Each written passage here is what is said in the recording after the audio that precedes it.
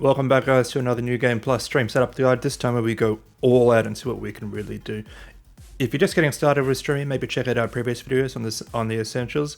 But this is going to cover the same four major areas, being game capture, video, lighting, and audio, and really see how far we can push it. Once again, I'm Prospect. You don't see much from me, but I do the behind the scenes in New Game Plus, including all the editing, a lot of the stream work and all our event stuff. And I'm keen to get stuck into this. But before we can start, do need to mention this video is supported by Elgato. They've sent us a bunch of cool toys to play with, but the joke's on them. We probably would have recommended their stuff anyway. But anyway, let's get stuck into it.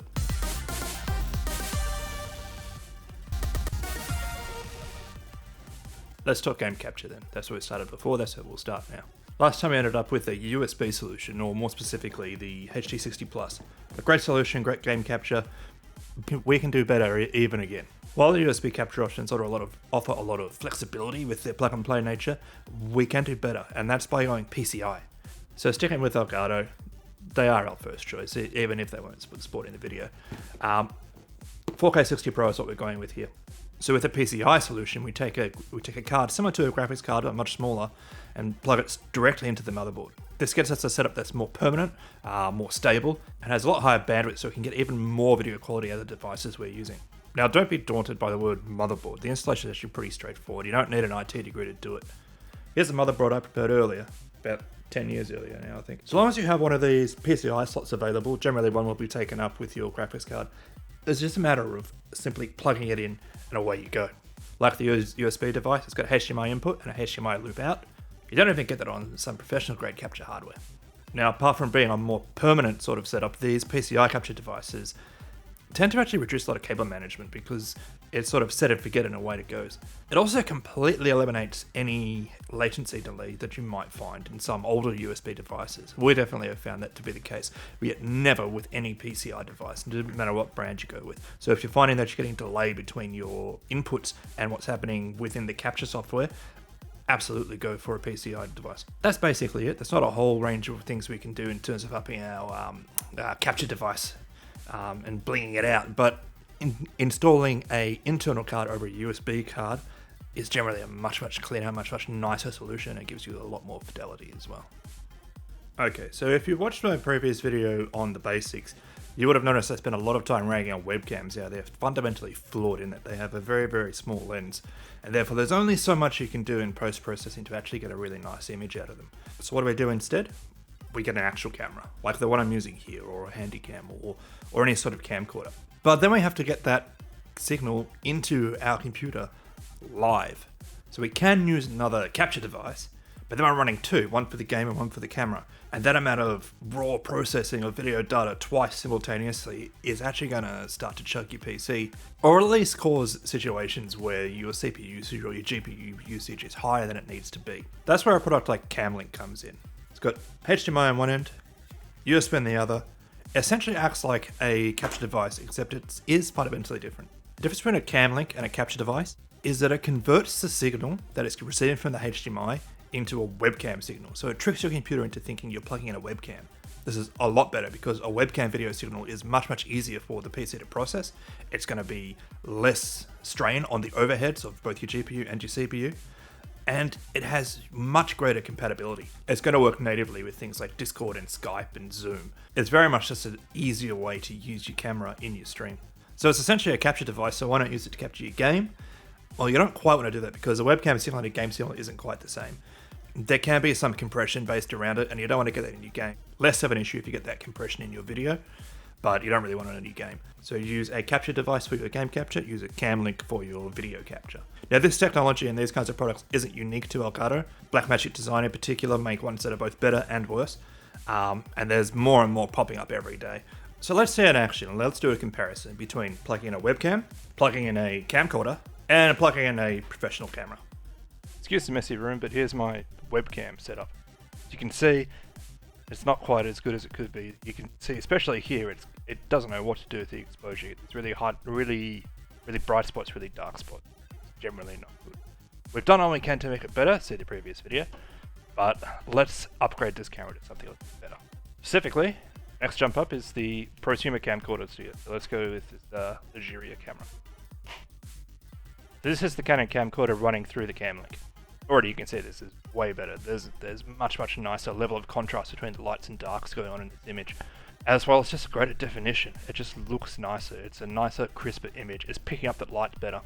And it makes sense because it's actually got a lens that's a normal size lens. It can take in enough light. The sensor's a lot bigger, can process the information a lot better. You're just going to get a nicer image. And again, it's running through the cam link, so it's not like it's giving me a huge CPU overhead in order to run this as well. This isn't a particularly expensive camera as far as camera goes, but again, the difference it makes between this and a webcam is huge. And that's why the cam link and products like it is such a good addition to this sort of streaming lens. Where do you go from here? Well, let's look at even bigger cameras. Oh, here's something else you can do. You can't do it on a webcam. Other way. Aha. Next step, go up a tier. Cinema cameras. Let's have a look. And finally, we have the Blackmagic camera running through the camera. How much better is this? For starters, depth of field, and then wonderful definition. You can almost see my pause. Maybe not such a good. Doesn't necessarily have to be a Blackmagic camera. The idea here is a sort of prosumer tier or teetering on pro tier camera, whether it be like the Canon 5D or the new EOS R series or the Sony A7S or all those kinds of cameras. The kind of cameras where if you're a video enthusiast or someone in your house that's a video enthusiast, you're going to have access to them. Especially over recently, they've all been able to output a clean HDMI and you can get a really nice image, a professional looking image. Not only is it better, but it's easy to manipulate. Like for example, I can actually zoom in and zoom out and adjust focus and use all the actual camera controls to set the exposure, to set everything, and get everything looking perfectly. So again, not only do you get a better image, but it's easier to control. So that's why you invest in money in this high-end tier sort of camera. So there you have it. As you see, the webcam just basically doesn't cut it anymore, and we've got these other options available. And they are options, and there is a tier of how much money you want to spend, but even a cheap camcorder is going to give you a much better image through a cam link than plugging in your webcam. And while I'll sing the praises of using an actual camera over a webcam every day, there are some things to consider in the negative. Actual cameras are a little bit harder to mount. You need to get a bit creative with what kind of mounting solutions you use to get them into place. You also need to find a dedicated power for them as well, so that's another power point you've got to account for. But the flexibility you get in image quality, exposure, lenses, focal length is worth all of that and more. If you're looking to buy one and you want to spend a bit of money, the Sony a6400 is a pretty popular one that's used quite a bit. That'd be an interesting place to start your research, but it really does come down to your budget and what you have available to you. Next, we're going to look at lighting, and this more than anything else really opens up when you start actually exploring this field a little bit further. There's a bunch of different options we can choose, and what I want to do is just start showing them to you. So let's have a look. So this first one here is our control with no additional lighting other than what's in the room to start with. It's a little bit unrealistic the way I've set it up, but the thing to keep in mind is that my face is the brightest part. No matter what you got, that's what you want to avoid. This shot here is using that small on-camera light from the previous video, and you can see even a small, cheap $60 eBay light is going to make a huge difference. This shot here is using two LED panels on either side of the camera, and you can see the difference immediately that using two lights instead of one makes. This is looking a little too flat almost, but there's ways we can change that as well.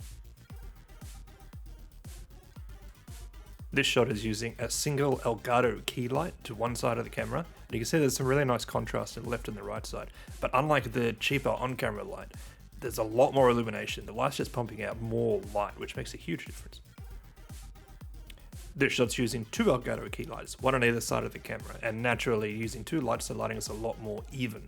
But not quite as flat because I was able to change the color temperature of the lights, have them both different to create a bit of depth. This shot's using the Elgato ring light around the camera lens, so you can see it creates a very even soft lighting which can look really nice. Not quite as full on as using two lights, but still a really nice even effect that's good to use. And this is the Elgato ring light off to the side of the camera, making it a really versatile choice for different lighting options, not just the typical around the lens ring style. So there you have it, a bunch of different options. There's no real winner here. It all comes down to what look you want, how much you're willing to invest, and what kind of room setup you're working with as well. So the best option here is to really explore your options and figure out what works best for you. Something else that's worth mentioning that I always like to do when I can is a bit of backlighting. I'm actually using backlighting at the moment. I'll get rid of it to show you what it looks like. So as you can see, it's this area up here where I had a little bit of light shining from behind me just to highlight a little bit of the edges of my hair and the top of my head. This is my favorite lighting trick. it does so much to separate your head from the background and really create some depth. It makes, in my opinion, it's one of the biggest differences you can make. This is pretty easily set up. As a matter of fact, let me show you.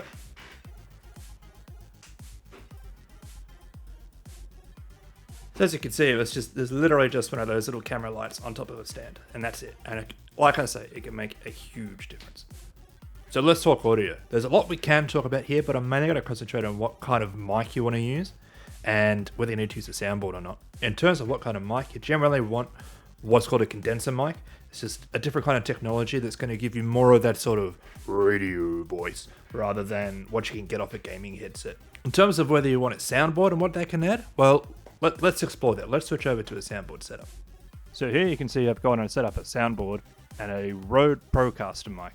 So Rode make audio products and nothing but audio products, and this is one of their most popular mics when it comes to sort of podcasts. Obviously it has a very distinct sort of sound, and that's the advantage of buying a mic like this. And it's a mic that uses XLR, so I'm going to need at least some kind of soundboard. This one's a little bit overkill, but it does the job. Personally, I do kind of like having a soundboard because the more I've worked in sort of AV and video, the more I've found that things that have a distinct hardware solution tend to lead to better results. So by having a soundboard, I've got a piece of dedicated hardware just for audio processing, and the computer doesn't have to do that. I've also got a variety of knobs for different sounds, different kinds of leveling and EQ that I can do as well. And if I really wanted to, I could route my game audio through the soundboard and have all of my audio sources running through the soundboard and do all my leveling and balancing through that. And then on the computer end, it's a matter of just capturing a single audio source. So that's a hardware solution, although the downside is it can be complicated. I had to get out a mic, an arm, an XLR cable, an extra power cable, a USB cable, as opposed to just say a mic and a cable. It's not exactly plug and play. It does take a bit of setup, and it's more recommended if you're doing a permanent setup, but the flexibility you can get and the fact you have a hardware solution instead of a software solution is sometimes great. So now I'm back to no soundboard. This is a condenser mic running off USB-C. USB condenser mics have become really popular recently. I believe it was company Blue with their Yeti mic that really started this, being able to take the soundboard out of the loop and just have all of the processing done through a software by the computer, just make a really simple sort of plug and play solution while still having good quality mics as well. This is the Elgato offering called the Wave. Very good mic, just like all the others. This one in particular has the usual Elgato 4Gamers approach, and it has a lot of really cool options on the software side of it, where you can separate your game audio and your voice audio and control what's going out to the stream, control what's going out to your headphones, and a whole bunch of controls that I found were actually really helpful to use. Keep in mind though, that if you are a purist, you do need to actually have at least one Elgato Wave app running in order to capture anything with this mic at all. So if you're just after a pure audio device, then maybe you should go for a pure audio brand. But otherwise, for gamers, this is actually a really, really handy solution. So using a hardware solution, such as a soundboard, or a software solution, such as a USB mic, which is better? As has been the theme, there is no better. It's about what you want to use. It's about the amount of control you want. Those are your options, and that's what you should look into. So I want to take a moment here to talk about the Stream Deck for a bit, because at first glance it could seem like it's a little, well, pointless. It's essentially a panel of programmable buttons. You can assign these buttons to do a number of things like switch scenes, hide sources, show sources, trigger Streamlabs events, things like that, which are all things you can already do. The Stream Deck doesn't actually add any functionality to your streams. You can even argue that most of all these things could just be mapped to a keyboard shortcut. However, the streamlining effect it has does make a big difference, I've found. Take for example switching scenes. If you're streaming a PC game, to switch scenes you have to Alt-Tab, find the cursor, move the cursor, click the scene, and if you're in studio mode, click transition. Individually, all of those actions are nothing, but altogether, compared to press at one button, it really is very hard to oversell the positive difference the Stream Deck actually does make. Streamlining actually is really important, and the Stream Deck does it. It's super flexible to what it can do, even to the point where you can control Elgato lights. And if you find yourself doing a lot of actions during your stream, the Stream Deck is definitely worth looking into. Or at least an Ovation Launchpad if you like building your own macros and scripts from scratch. So that's it, we've covered everything. In terms of what the ultimate setup is, I think you know by now that the running theme is there is no one solution to everything. You just need to know what your options are, and I hope that's what this video has been able to illustrate for you. The real key to it is to build as you go. You don't have to buy all this stuff at once. You don't have to buy all the most expensive stuff at once. If you do, you're going to be out of pocket and you may not even end up using it all. So build what you have, find what you need. Upgrading each section as you need to. Again, I hope this video was useful to you or helpful to you. Make sure to check out all our other content and follow us on social media, as well as give this video a like and subscribe. That's it from me. I'll catch you guys next time.